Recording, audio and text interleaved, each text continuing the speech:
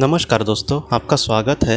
Eric मेडहस नाम का लड़का जो बहुत ही कम उम्र में इस दुनिया से चला गया था और उसके जाने के बाद उसकी जो माँ थी वो एकदम दुख में डूब गई और उसने एक ऑटोमेटिक राइटर के मदद से अपने बेटे के आत्मा के साथ संपर्क किया और उसको बहुत सारी ऐसी महत्वपूर्ण सवाल पूछे और एरिक के आत्मा ने भी उसका बहुत ही अच्छे से जवाब दिया। आज के इस भाग में एरिक के माँ ने उसको ये पूछा है कि आत्मा का आखिर उद्देश्य क्या होता है। ये जो बात है दोस्तों, जैसे हमारे जीवन में अगर कुछ दुख आते हैं तो उसका संबंध हमारे आत्मा के विकास से होता है। अगर हमारे जीवन में कुछ अच्छा भी होता है तो वो भी एक हमारी आत्मा के विकास के लिए चीज़ें महत्वपूर्ण होती है।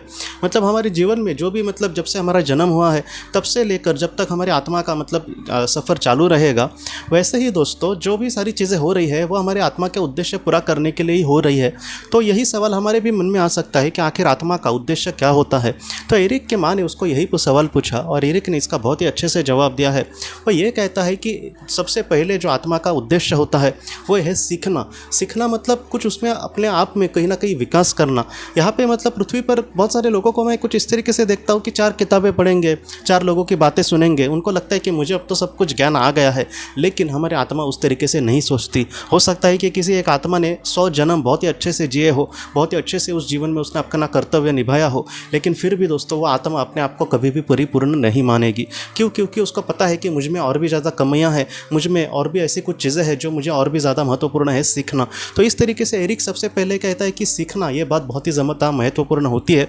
उसके बाद उसने कहा है कि अपने आप में विकास करना। जैसे जैसे मेरी आगे आगे मैं बढ़ूंगा एक एक सीढ़ी, वैसे वैसे अपने आप मुझ में विकास होते रहेगा। और तीसरा उसने आखिर में कहा है दोस्तों कि प्रेम और करुणा के एकदम उच्चतर स्तर पर कहीं ना कहीं पहुंचना। ये जो बात है हम सबके लिए बहुत ही ज़्यादा महत्वपूर्ण है। प्रेम मतलब एक निस्वार्थ प्यार, मैं किसी के लिए कुछ करूँ लेकिन उससे कुछ भी ना चाहूँ, इसको कहते हैं सच्चा प्यार दोस्तों। नहीं तो किसी को कुछ ज़रा सा दिया और उससे हम मदद मांगने लगे, अगर नहीं उसने मदद करी तो उसको गालियाँ देते बैठने लगे कि मैंने इसको मदद करी थी। तो ऐसे जो मदद होती है दोस्तों उसकी वैल्यू ज़रा भी नहीं होती। आत्मा के लिहाज से आत्मा यही देखेगी कि एक उच्चतम प्यार का एक कहीं ना कहीं उसको अनुभूति हो कि जहाँ पर वो सबके लिए सब कुछ कर रहे हैं लेकिन 1% की भी किसी से आशा नहीं कर रहा। एक सच्चा इंसान, स्वामी विवेकानंद जी ने भी कहा था कि सच्चा जो इंसान होता है वो होता है कि जो सबके लिए बहुत कुछ करेगा और किसी ने उसको कहा कि हमारे लिए आपने बहुत कुछ किया तो उसको बुरा लगेगा कि अरे मैंने तो कुछ भी नहीं किया।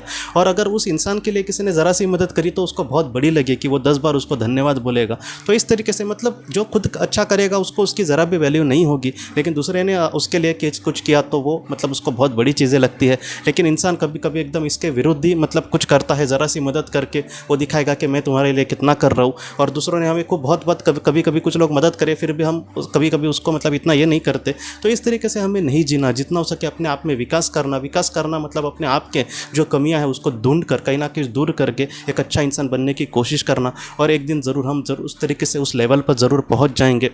और आज भी हो सकता है कि हम वैसे ही जीवन बहुत ही अच्छे से जी रहे हो।